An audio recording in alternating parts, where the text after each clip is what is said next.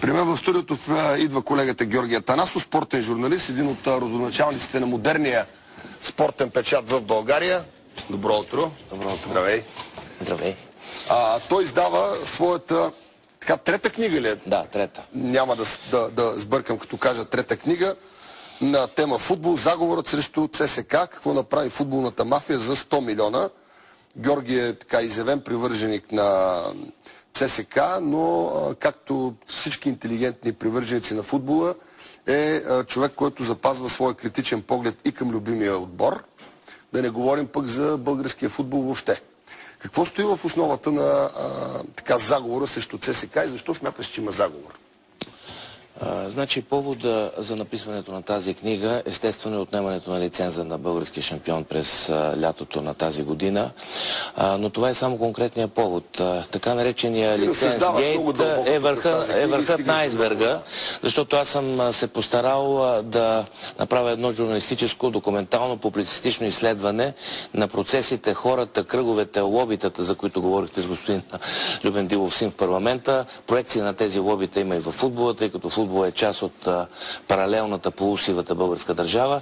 Така че лицензгейт е само върховата изява на всичките криминални натрупвания в българския футбол през последните 20 и повече години. Твоето впечатление какво е? Българските институции, независимо дали те са, да речем, спортни, футболни институции, парламентарни, държавни, използват ли се за лични цели? Разбира се. Бива ли санкционирано от обществото? След като обществото допуска едни и същи хора в продължение вече на 18-19 години да участват в управлението на страната и да се възпроизвеждат като лица и като кръгове, маскирани зад една многоцветна, непартийна, бих казал, защото това няма нищо общо с партиите. Партиите са само лицето на фасадната ни демокрация. Възпроизвежда се една корпоративно-личностна мафиотска схема в цялото общество. Обществото не наказва това нещо, тъй като виждаме, че половината от хората са едни и същи в редящите се парламенти.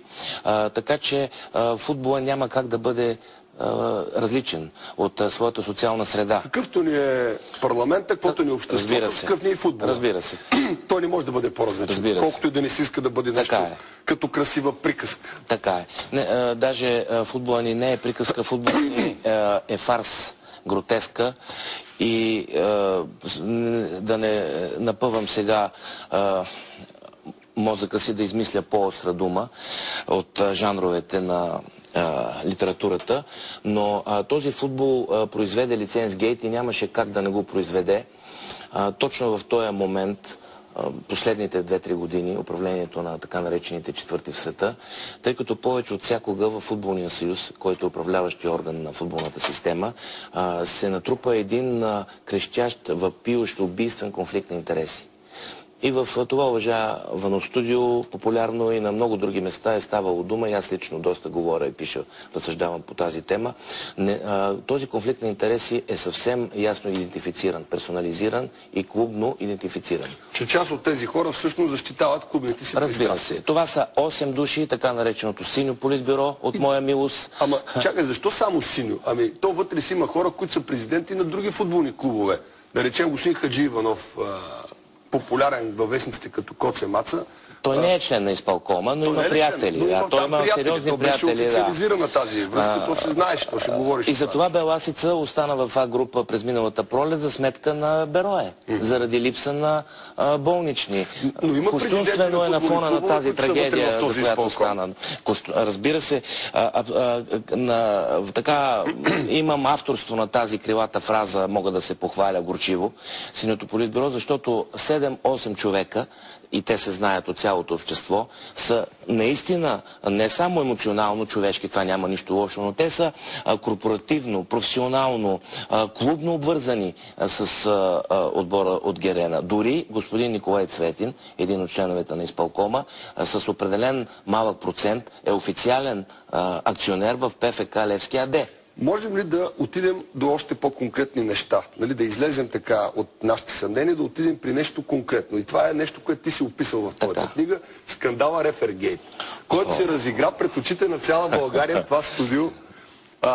Само аз знам какво ми е коствало да убеда Ристовсков да излезе и да говори по тази тема. Най-накрая се задейства прокуратурата, тя се намеси, очакваха се арести, между другото много по-големи от тези, които се случиха. Излезнаха факти за 7 мача, които са манипулирани и нагласени.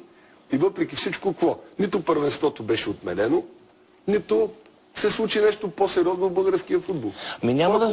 Няма да се случи. Нито арестите пък продължиха. Нали знаеш, всеки ден айде продължава разследването продължава с още нещо. Сега се оказаха Леков и Александров, хората са дърпали конците. До там ще се спре с...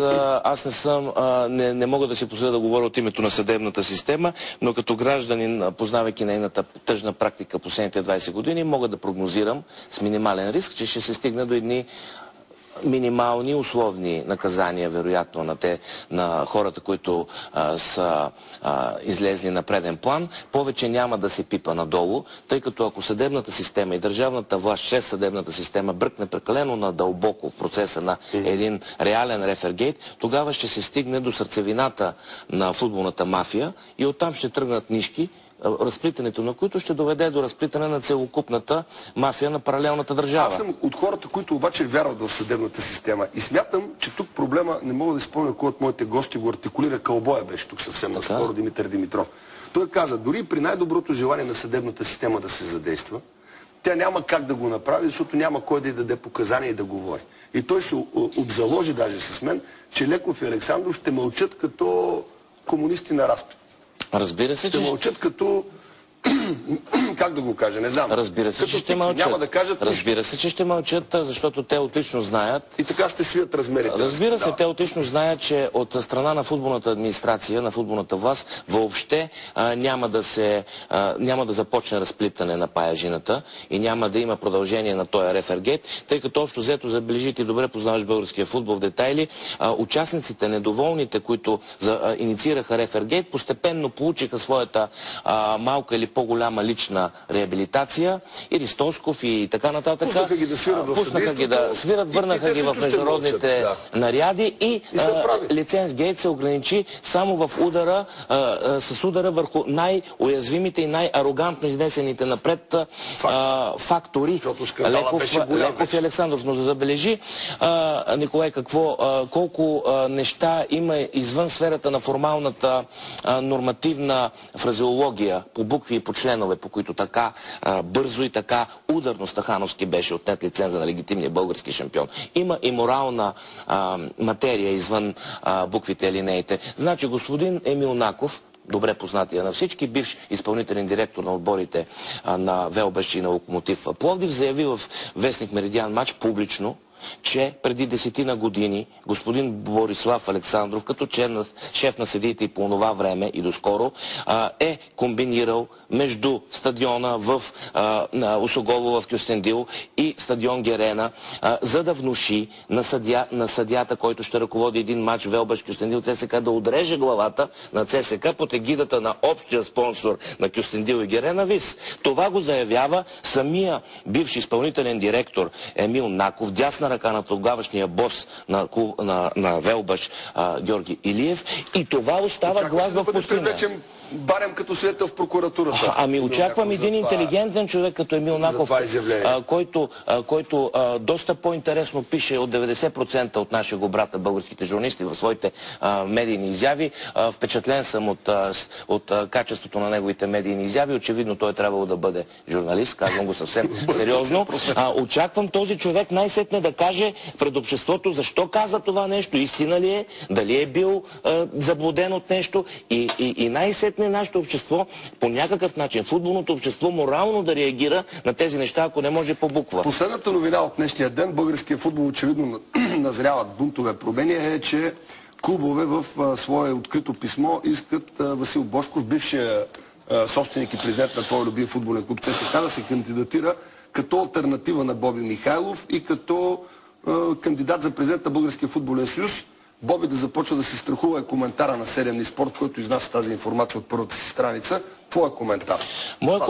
Моя коментар е, че това футболно ръководство на България е напълно фалирало.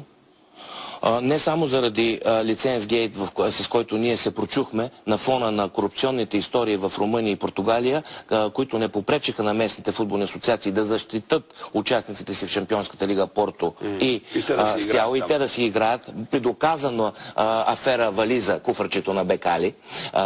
Който сега се готвил да купува ЦСК. Да, това да го оставиме на хрониката, но в тези страни футболните асоциации защитиха своите шампиони, докато нашия футболен съюз извърши национално предателство. Ясно е какво ще кажеш. Ясно е тук какво ще кажа, но това футболно правителство трябва да си отиде не само заради лицензгейт, това е апогея. То трябва да си отиде за цялостната си морално и управленско разложение, което започна в българския футбол.